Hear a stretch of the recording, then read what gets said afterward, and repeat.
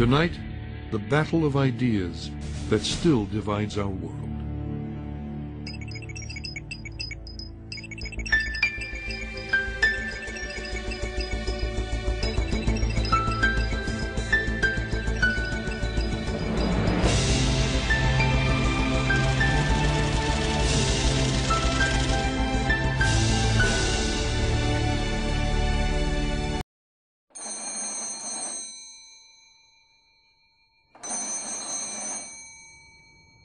In Soviet Russia, it seemed as if von Mises' predictions were coming true.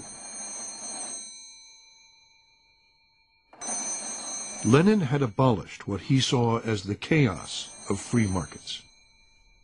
The state controlled the economy. Wages and prices were fixed. But the great Marxist experiment was in trouble.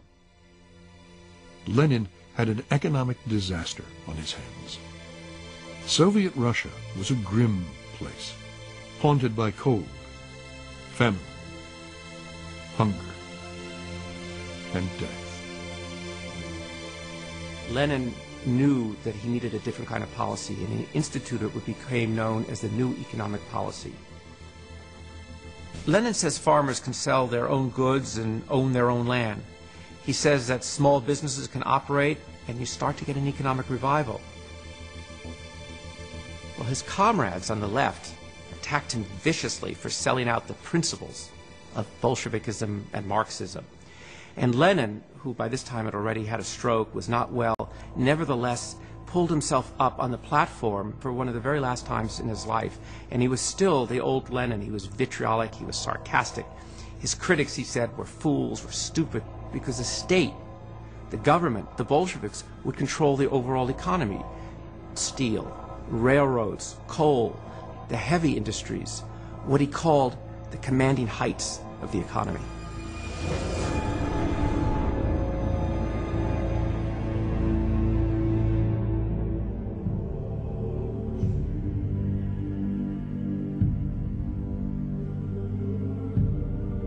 Within a year, Lenin was dead.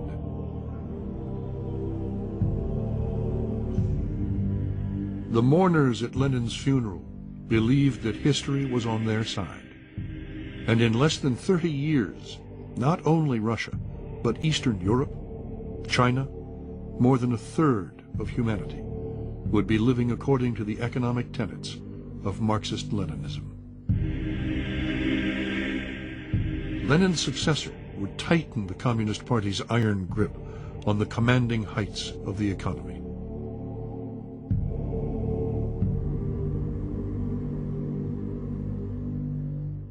Joseph Stalin introduced central planning.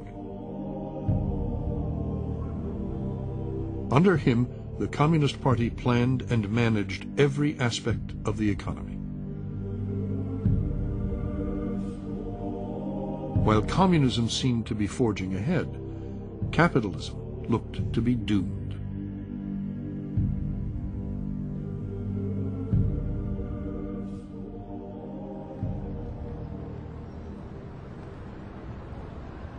Germany and Austria were living with the economic consequences of the peace. Forced to pay unbearable war reparations, the defeated governments simply printed more money. The result? Inflation, more inflation, hyperinflation. It took a basket full of paper money to go shopping. You saw people carrying their money on wheels because you had to pay for a piece of bread billions of Reichsmark. Hayek, who was working at a statistical research institute, needed 200 pay raises in 8 months.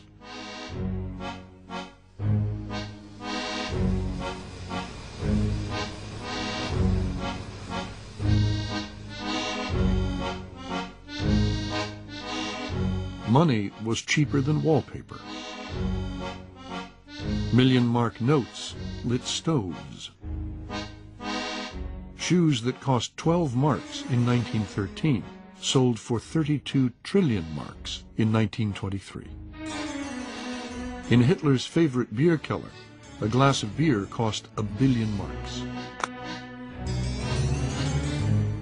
Hyperinflation wiped out the savings of the middle class. And that was one of the reasons for the success of the Nazis, of Hitler. They got support from these people who lost their fortunes. Hayek would always see inflation as an evil that corroded society and undermined democracy. The fight against inflation became a cornerstone of his economic philosophy.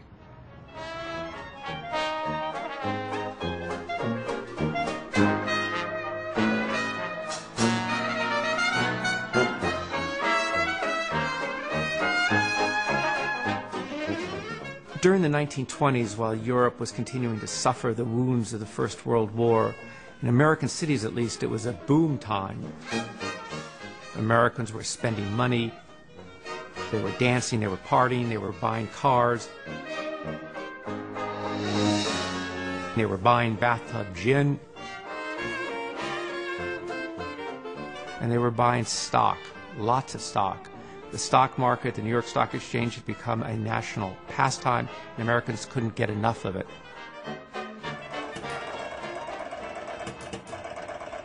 And the favorite stock of the day were in these new radio companies. Radio was like the internet of the 1920s, an industry that had come from nowhere.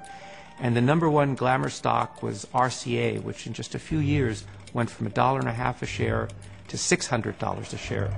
Americans couldn't get enough of it. It was a classic stock market bubble. Then, on Black Thursday, October 24th, 1929, the bubble burst. Prices plunged. The downward spiral proved unstoppable.